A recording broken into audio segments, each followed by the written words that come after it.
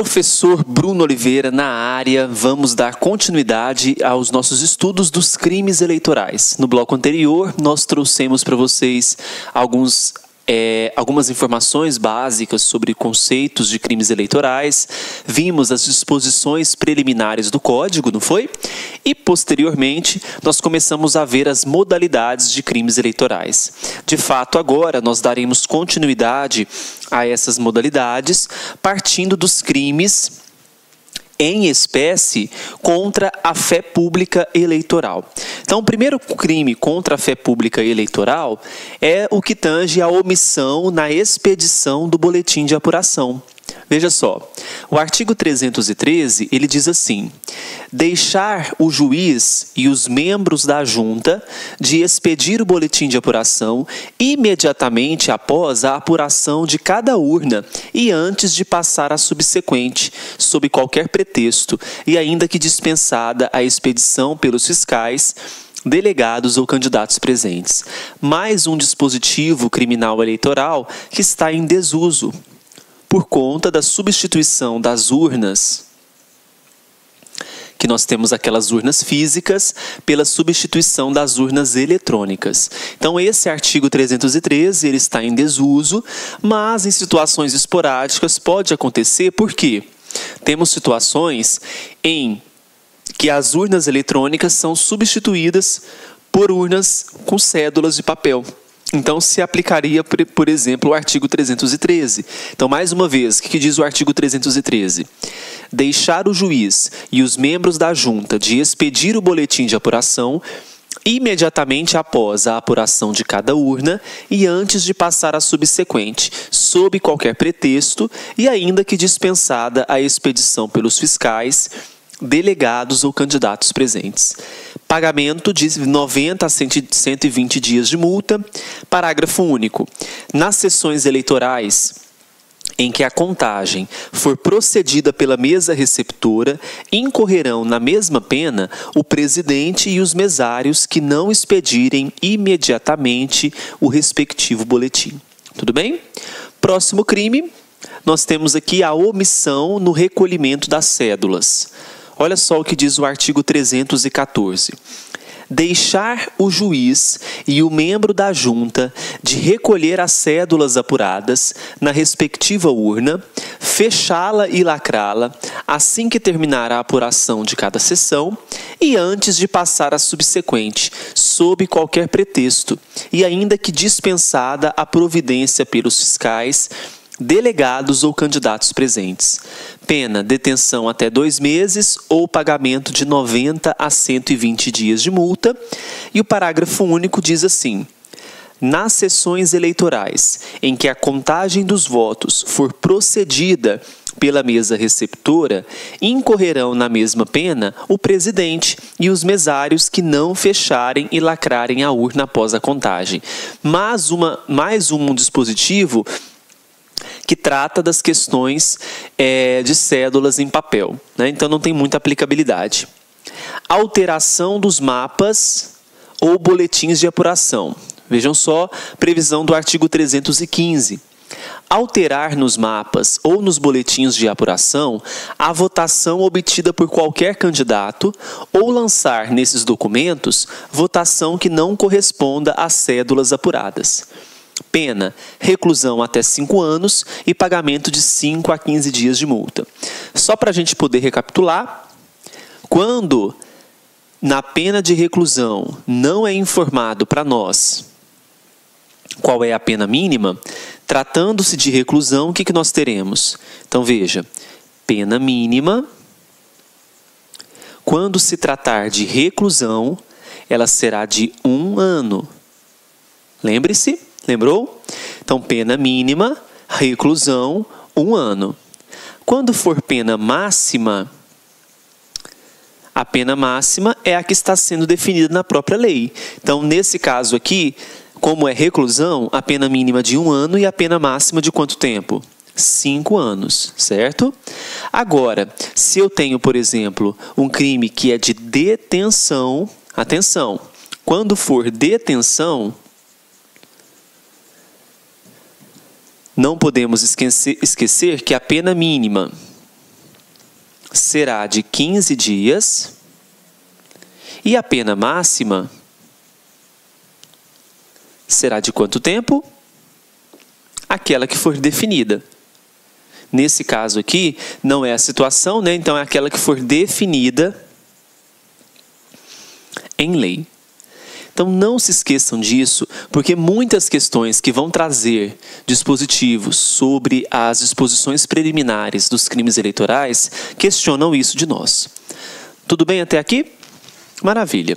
Próximo crime, não consignação de protesto formulado. Olha só o que diz o artigo de número 316. Não receber ou não mencionar nas atas da eleição ou da apuração os protestos devidamente formulados ou deixar de remetê-los à instância superior.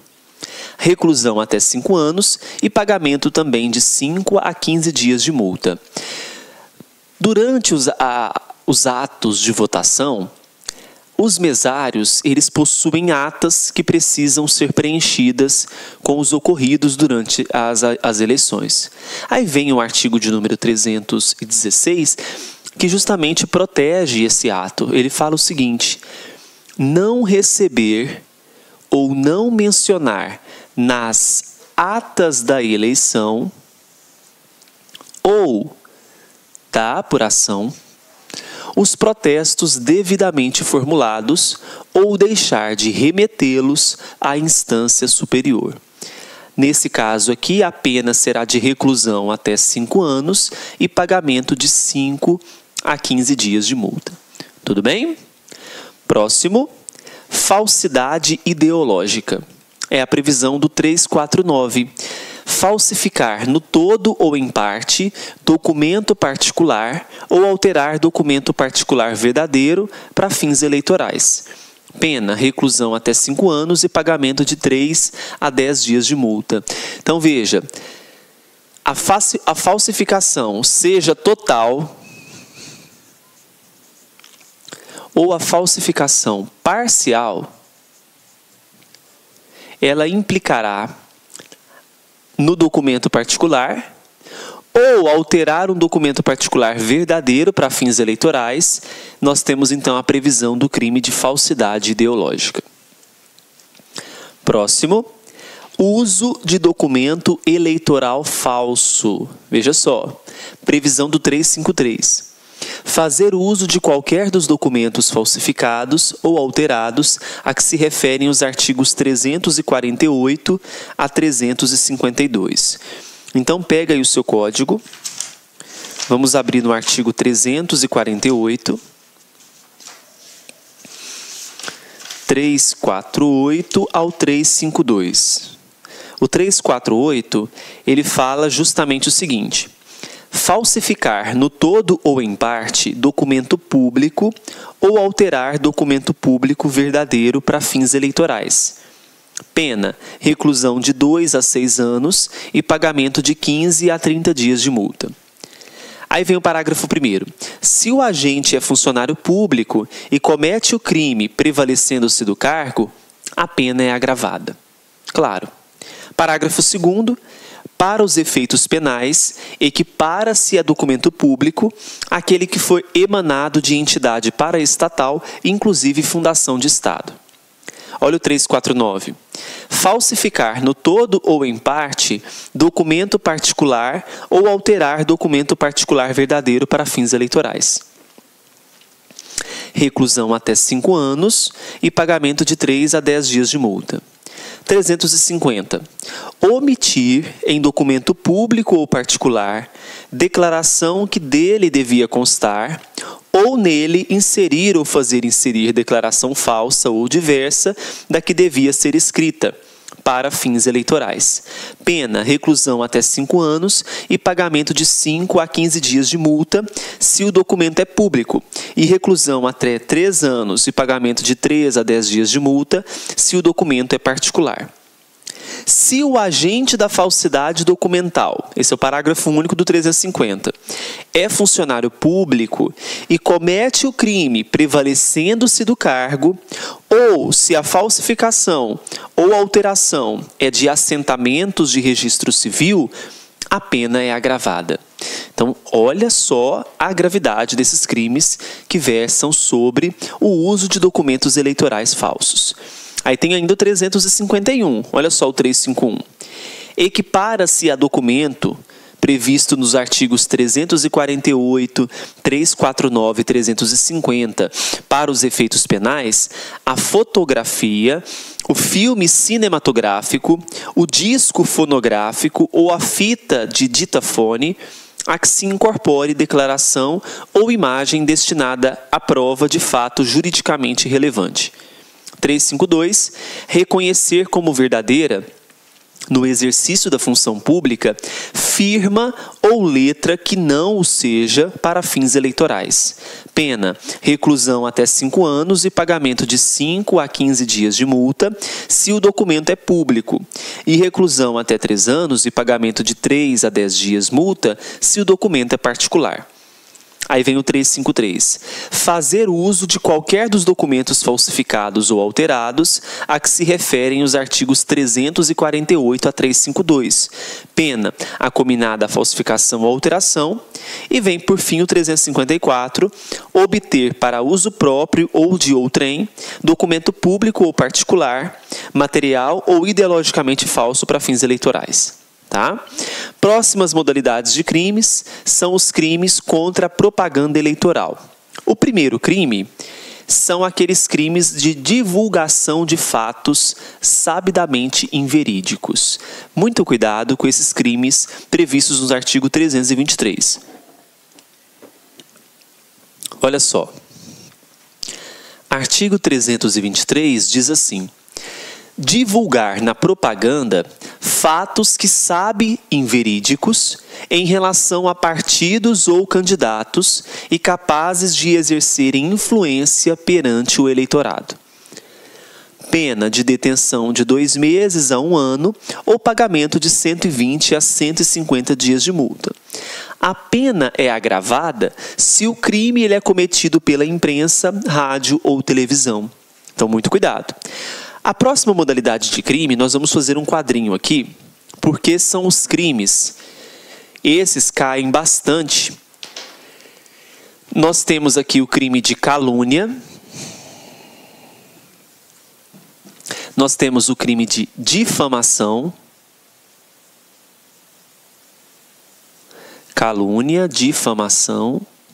E temos também o crime de injúria. Então, veja só, calúnia, difamação ou injúria.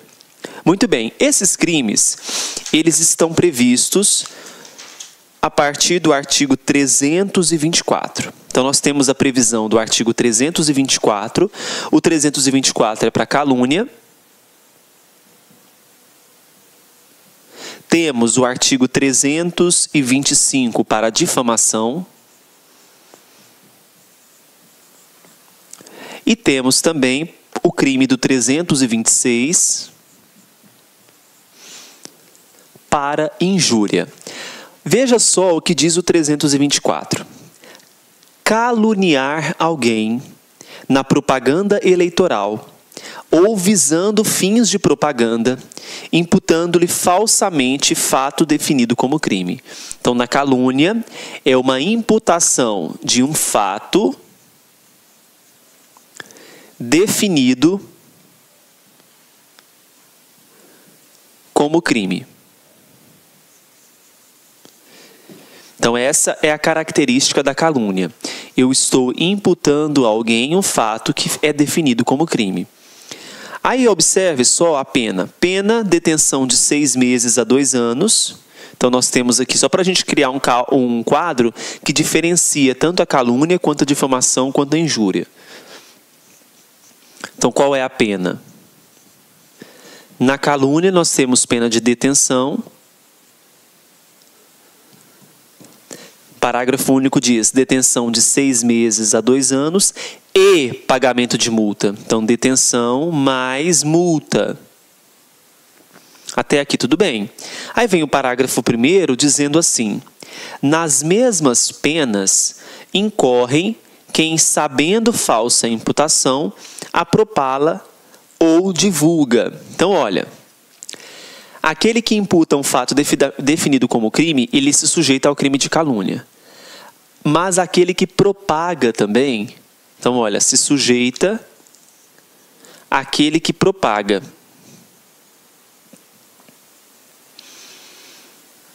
Não só aquele que produz a informação, mas aquele que fica espalhando a informação. Parágrafo 2º. A prova da verdade do fato imputado exclui o crime, mas não é admitida. Primeiro, então olha só, provou-se que aquilo que estava sendo espalhado, propagado, era verdade.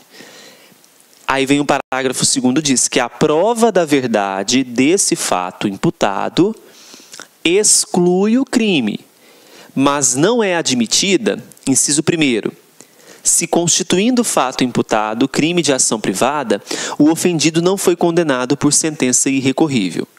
2. Se o fato é imputado ao presidente da República ou chefe de governo estrangeiro. 3. Se do crime imputado, embora de ação pública, o ofendido for absolvido por sentença irrecorrível. Bom, então sobre o crime de calúnia, essas são as características principais. Vamos agora para a difamação. A difamação está prevista no artigo 325. Veja, difamar alguém na propaganda eleitoral ou visando a fins de propaganda, imputando-lhe fato ofensivo à reputação. Então, aqui, enquanto na calúnia era um fato definido como crime, na difamação é um fato ofensivo à reputação. Muito bem. Aí, olha só, qual que é a pena? Detenção de 3 meses a 1 ano e pagamento de 5 a 30 dias de multa. Aqui, só para a gente preencher, na calúnia, a pena de detenção era de 6 meses a 2 anos. Então, 6 meses a 2 anos. Aqui, na pena para difamação, nós também teremos detenção mais multa. Só que na pena de detenção para difamação, conforme o previsto 325, é de 3 meses a 1 ano. Então é metade praticamente da calúnia. 3 meses a 1 ano. Então, enquanto na calúnia 6 meses a 2 anos, na difamação serão 3 meses a 1 ano. Aí veja só o parágrafo único. A exceção da verdade somente se admite se o ofendido é funcionário público e a ofensa é relativa ao exercício de suas funções. Mais uma vez, a exceção da verdade somente se admite se o ofendido é funcionário público e a ofensa é relativa ao exercício de suas funções. Tudo bem? Vamos ao 326, porque agora nós temos o crime de injúria. Olha só o 326. Injuriar alguém na propaganda eleitoral ou visando a fins de propaganda, ofendendo-lhe a dignidade ou o decoro. Então, a ofensa aqui, à dignidade e ao decoro. 326. Detenção de 6 meses ou pagamento de 30 a 60 dias. Então, pena. Nós também temos detenção. Injúria, detenção de até 6 meses. Ou, aqui é ou multa. E no caso da injúria, a detenção é de até 6 meses.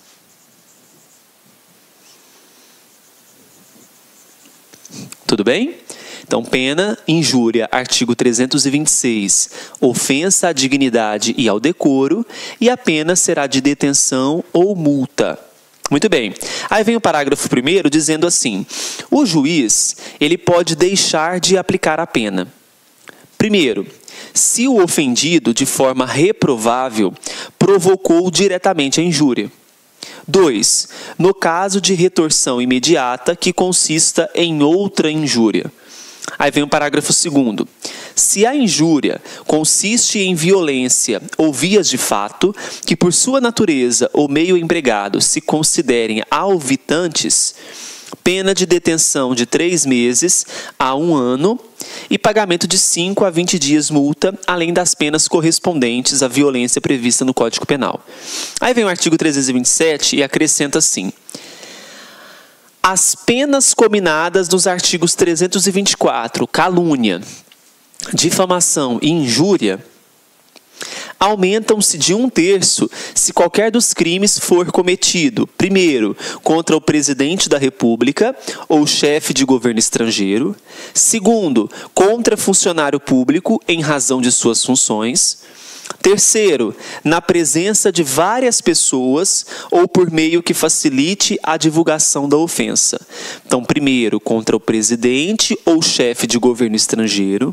Segundo, contra funcionário público em razão de suas funções. E terceiro, na presença de várias pessoas ou por meio que facilite a divulgação da ofensa. Então, muito cuidado que esse artigo 327 ele pode ser cobrado de você. Tudo bem? Então, se você não conseguiu anotar, dá uma pausa no vídeo e faça as anotações sobre as diferenças da calúnia, da difamação e da injúria. Vamos agora, então, observar. Já falamos sobre a calúnia, falamos sobre a difamação e falamos sobre a injúria, certo? Próximo crime, inutilização de propaganda. É a previsão do artigo 331, que diz assim: inutilizar, alterar ou perturbar meio de propaganda devidamente empregado. Pena, detenção até 6 meses ou pagamento de 90 a 120 dias multa. Então, aquele que inutiliza, aquele que altera, aquele que perturba meio de propaganda devidamente empregado, ele se sujeitará a essa pena até 6 meses ou pagamento de 90 a 120 dias multa. Próximo crime, impedimento do exercício da propaganda. Artigo 332. Impedir o exercício de propaganda. Pena, detenção até 6 meses e o pagamento de 30 a 60 dias de multa. Então, aquele que impede... Veja que não tem muito o que discutir aqui, né, gente? É mais uma leitura mesmo do impedir o exercício de propaganda. Uso de organização comercial na propaganda ou aliciamento de eleitores. Previsão do artigo 334. Utilizar a organização comercial de vendas, distribuição de mercadorias, prêmios e sorteios para propaganda ou aliciamento de eleitores. Pena, detenção de 6 meses a 1 ano e cassação do registro se o responsável for candidato. Então, quando eu falo o que é aliciar, é aquele que vai atrair com falsas promessas. Propaganda em língua estrangeira. Olha só, previsão do artigo 335. Fazer propaganda, qualquer que seja sua forma, em língua estrangeira. Pena, detenção de 3 a 6 meses e pagamento de 30 a 60 dias de multa. Além da pena cominada, a infração ao presente artigo importa na apreensão e perda do material utilizado na propaganda. Tá bom? Então, olha, a propaganda tem que ser feita em qual língua? Na língua nacional, no português brasileiro. Vamos agora aos crimes em espécie contra o sigilo e o exercício do voto. O primeiro é o crime de retenção do título eleitoral. Artigo 295. Reter título eleitoral contra a vontade do eleitor. Então, a palavra contra a vontade já facilita para nós o entendimento. Detenção até 2 meses ou pagamento de 30 a 60 dias de multa. Impedimento ou embaraço ao exercício do sufrágio. Artigo 297. Impedir ou embaraçar o exercício do sufrágio. Pena de detenção até 6 meses e pagamento de 60 a 100 dias de multa. Prisão ou detenção ilegal de eleitor. Essas prisões são aquelas previstas nas garantias eleitorais. Lembra que nós estudamos as garantias? Olha só o que diz o 298. prender ou deter eleitor, membro de mesa receptora, fiscal, delegado de partido ou candidato, com violação do disposto no artigo 236. Então, se você for no artigo 236, você percebe que tanto 236, parágrafo 1º e parágrafo 2º, tratam sobre a prisão de eleitor, membro de mesa receptora, fiscal de partido, candidato, né? Então, aquele que prende, aquele que detém eleitor, membro de mesa receptora, fiscal, delegado de partido ou candidato, com violação do disposto nesse artigo das garantias eleitorais, reclusão até 4 anos. Ok? Corrupção eleitoral pode marcar, porque esse 299 ele despenca nas provas. O 299 é o crime de corrupção eleitoral, gente. E ele diz assim: dar, oferecer, prometer, solicitar ou receber para si ou para outrem dinheiro, dádiva ou qualquer outra vantagem para obter ou dar voto e para conseguir ou prometer abstenção, ainda que a oferta não seja aceita. Esse ponto aqui ele é fundamental. Ainda que a oferta não seja aceita. Então, mesmo aquele que ofereça, mas não aceitou a promessa, ele está se sujeitando ao crime do 299. Então, você vai marcar aí que o 299 cai muito. Pena: reclusão até 4 anos e pagamento de 5 a 15 dias de multa. Para concursos da seara eleitoral, isso não é tão importante não, tá? Gravar qual que é a pena. Para crimes na seara eleitoral, isso não é importante. Agora, se você vai fazer para promotor, para juiz, pode ser que exija isso de você, pela função que você vai exercer. Mas não é comum ser cobrado a pena nos concursos para técnico ou até mesmo analista.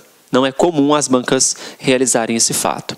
Próximo: coação eleitoral cometida por servidor público. Olha, é o artigo 300. Valer-se o servidor público da sua autoridade para coagir alguém a votar ou não votar em determinado candidato ou partido. A famosa compra de votos.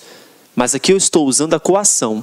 Estou usando o cargo que eu exerço para convencer o meu eleitor a votar em determinado candidato. Aquele que, então, vale o servidor público de sua autoridade para coagir alguém a votar ou não votar em determinado candidato ou partido, detenção até 6 meses e pagamento de 60 a 100 dias de multa. Tudo bem? Esse é o crime de coação eleitoral cometida pelo servidor público. Próximo: concentração de eleitores, artigo 302. Veja só.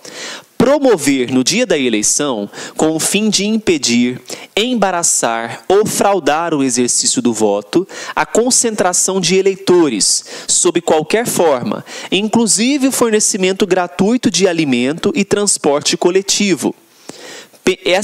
Essa legislação nós vamos trabalhar melhor quando estivermos falando sobre a lei que versa sobre o fornecimento de transporte e alimentação de eleitores no dia da eleição. É a Lei 6.491 de 74.